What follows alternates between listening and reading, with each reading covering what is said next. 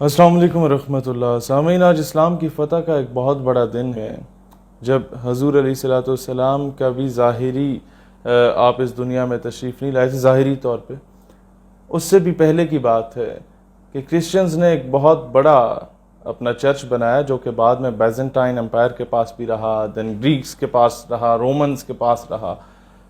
اور یہ جس طرح ویٹیکن سٹی میں پوپ ایک مرکزی حیثیت رکھتا ہے، جہاں پر عیسائیوں کے سارے پولیٹیکل فیصلے ہوتے ہیں، ان کے سیاسی فیصلے ہوتے ہیں، ان کے مذہبی فیصلے ہوتے ہیں، دنیا کے کس طریقے سے مسلمان ممالک کو زد و کوب کرنا ہے، اس طرح کے فیصلے کیے جاتے ہیں. کس طریقے سے مڈل ایسٹ میں گھس کے مسلمانوں کے آئل ریزروز کو قابو کر کے مسلمانوں کو آپس میں لڑوا کے ڈیوائڈ اینڈ رول کی پالیسی پہ باری باری ان کے لینڈز کو آکوپائی کرنا ہے، کس طریقے سے فلسطین سے مسلمانوں کو غزہ اسٹرپ سے نکال کے باہر پھینکنا ہے. اس طرح کے فیصلے جو اب ویٹیکن سٹی میں پوپ کرتا ہے، یہ فیصلے یہاں پر ہوا کرتے تھے آغیا صوفیہ میں، اور یہ استنبول میں واقع ہے. میں یہ بنا اور یہ کئی سو سال تک چلتا رہا. یہ بات میں آپ کو بتا رہا ہوں، آج سے 1500 سال پرانی بات ہے. 1453 میں جا کے سلطان محمد فاتح رحمۃ اللہ علیہ، جو کہ ایک ترک جنگجو تھے اور ترک ایک لیڈر تھے، انہوں نے استنبول کو جب فتح کیا تو آغیا صوفیہ کو ایک مسجد بنایا اور وہاں پر 7 مرتبہ اذانیں دی گئیں.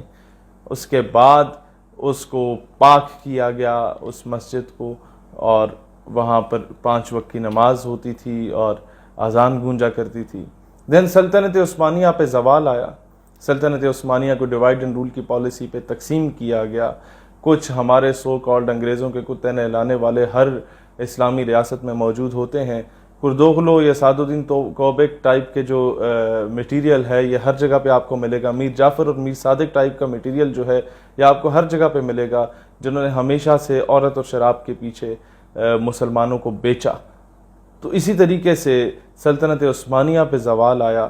انگریزوں نے سر دھڑ کی بازی لگائی مسلمانوں کو شکست دینے میں اور مسلمانوں کے زد و کوب کرنے میں، انہیں شہید کرنے میں، ماؤں بہنوں بیٹیوں کی عزت کو پامال کرنے میں. اور اس سلطنت کے زوال کے بعد جب مصطفیٰ کمال اتاترک کو لانچ کیا گیا وہاں پہ 1935 میں، مصطفیٰ کمال اتاترک نے اس مسجد کو واپس ہٹوا کے مسجد سے ایک میوزیم بنا دیا پرانی تاریخ کا. اور یہ میوزیم بین الاقوامی سطح کے لوگ آ کے ادھر بیٹھا کرتے تھے، اسے عیسائیوں کی تاریخ کے طور پہ یاد رکھا جاتا تھا. پچھلے کئی سالوں سے جب سے طیب اردگان حکومت میں آیا تو اس نے اس پہ کیس کیا اور کہا کہ اسے واپس مسجد بنایا جائے سلطان محمد فاتح کی طرز پہ. اور وہ کیس کا فیصلہ 3 دن پہلے آ گیا تھا، لیکن اسے محفوظ کر لیا گیا تھا. اس کی وجہ یہ تھی کہ انٹرنیشنل پریشر بہت زیادہ تھا. روس سے لے کے امریکہ تک، برطانیہ سے لے کے ویٹیکن سٹی تک بہت زیادہ پریشر امپوز کیا گیا یورپی یونین کی جانب سے، مغربی ممالک کی جانب سے. جتنے بھی یہ دنیا کے مگرمچھ بیٹھے ہوئے ہیں، ان تمام پادریوں کی جانب سے، سلیبیوں کی جانب سے ایک بہت زیادہ پریشر ان کے اوپر ڈالا گیا کہ آپ یہ فیصلہ جو ہوگا وہ میوزیم یا چرچ کی حمایت میں سنائیں گے، مسجد کی حمایت میں نہیں سنائیں گے. جس طریقے سے ہمارے اوپر پریشر امپوز کر کے آسیہ ملونہ کو باہر بھجوا دیا جاتا ہے. ترجیحات کی بات ہوتی ہے. یہاں پر مندر بن رہا ہے اور وہاں پر کیا ہو رہا ہے، یہ اپنی اپنی ترجیح، اپنی اپنی ڈائمنشنز، آپ کس کی پیروی کرنا چاہتے ہیں، آپ کس کے ٹکڑوں پہ پل رہے ہیں، آپ کس کے بوٹ پالش کر رہے ہیں، آپ کس کے گھوڑے کتے نہلا رہے ہیں، یہ اس پہ ڈیپینڈ کرتا ہے. خیر، 2 دن وہ فیصلہ محفوظ رہا اور طیب اردگان اپنے جج کے پاس گیا اور اسے کہا کہ آپ کو فیصلہ سنانے میں کوئی دقت نہیں ہونی چاہیے. آپ کی عدالتوں کے ساتھ ترکی کی حکومت کھڑی ہے، آپ کی عدالتوں کے ساتھ ترکی کی فوج کھڑی ہے، آپ کو کوئی پریشانی کی ضرورت نہیں ہے، ہم آپ کا ساتھ دیں گے. اور یہی وقت ہے ہمیں دلیری سے فیصلہ کرنے کا. اور یہ فیصلہ پھر ترکی کی پارلیمنٹ میں سنایا گیا کہ وہ جو چرچ تھا، جو مسجد بنا، اس کے بعد دوبارہ وہ ایک میوزیم کی شکل اختیار کر گیا.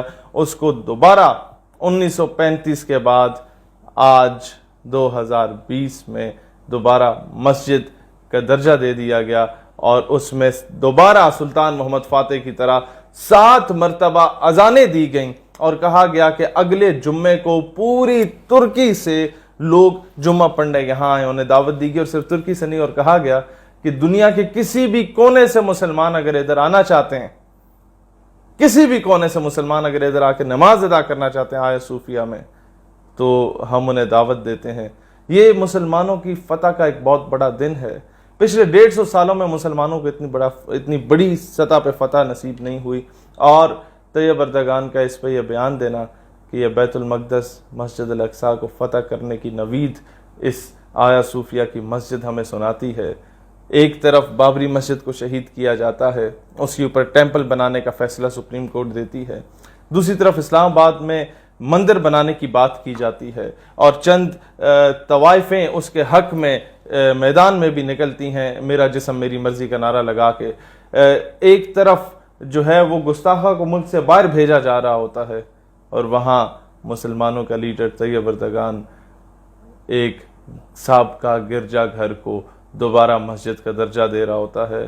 دنیا کو ہے پھر مارکائے روح و بدن پیش، تہذیب نے پھر اپنے درندوں کو ابھارا، اللہ کو پامردگِ مومن پہ بھروسہ، ابلیس کو یورپ کی مشینوں کا سہارا، کافر ہے تو کرتا ہے شمشیر پہ بھروسہ، مومن ہے تو بے تیغ بھی لڑتا ہے سپاہی۔